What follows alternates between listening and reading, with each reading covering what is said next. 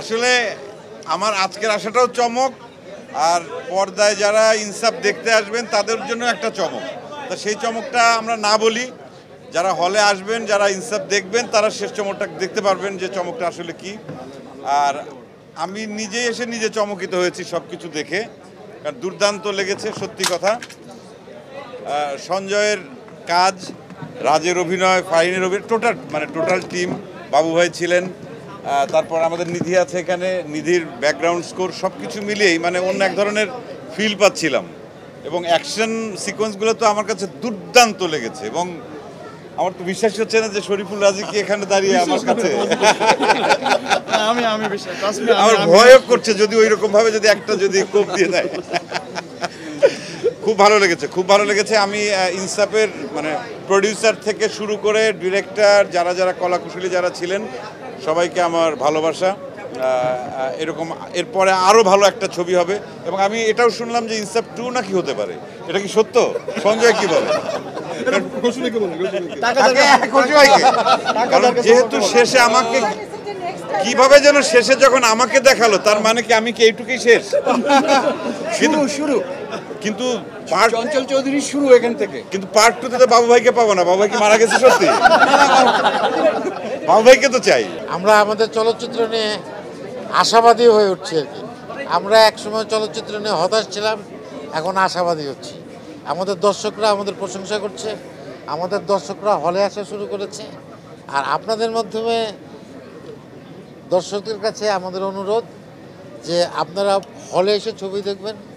এর মধ্যে অনেক দুর্ঘটনাও ঘটে, অনেক ছবি পাইরেসি হয়, নানানভাবে দেখে। সেটা না করে আপনারা যদি হলে এসে ছবি দেখেন, হলে এসে ছবি দেখলে আরও ভালো ভালো ছবি, আমাদের যারা প্রযোজক আছেন, খসরু ভাই আছেন, কালাম ভাই আছেন, ওনারা সাহসী উঠবেন। ওনারা যদি আবার নতুন করে ছবি তৈরির কথা চিন্তা করেন, তাহলে একজন ভালো ডিরেক্টর ছবি বানাতে পারবে, আমরা ভালো অভিনয় করার আবার সুযোগ তৈরি করব, এবং আপনারাও একটু পরবর্তীতে ভালো ছবি দেখার আপনাদের সুযোগ তৈরি হবে। তো এইটাই হচ্ছে মূল কথা।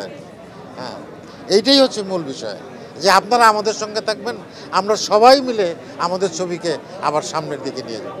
আমি তো আসলে পেছনের সিটে বসেছিলাম, একদম শেষের দিকে।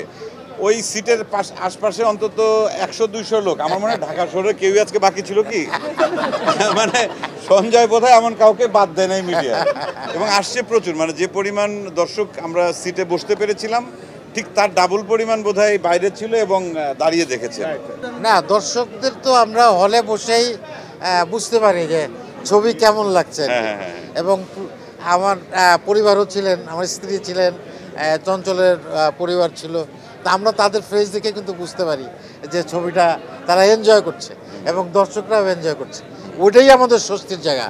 আমরা যখন আমাদের কাছের মানুষগুলো যখন আমাদের কাজ এনজয় করে, আমাদের প্রশংসা করে, এটা আমাদের অনেক স্বস্তির জায়গা এবং এটি আনন্দের জায়গা।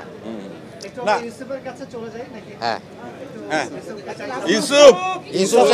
ইনসাফ তো দাদা, ইউসুফ দাদা দুইজনই। না, আমি এক্সপেকটেশন তো জানি না, বাট আমি আজকে প্রথম ফাইনালি সিনেমাটা দেখলাম।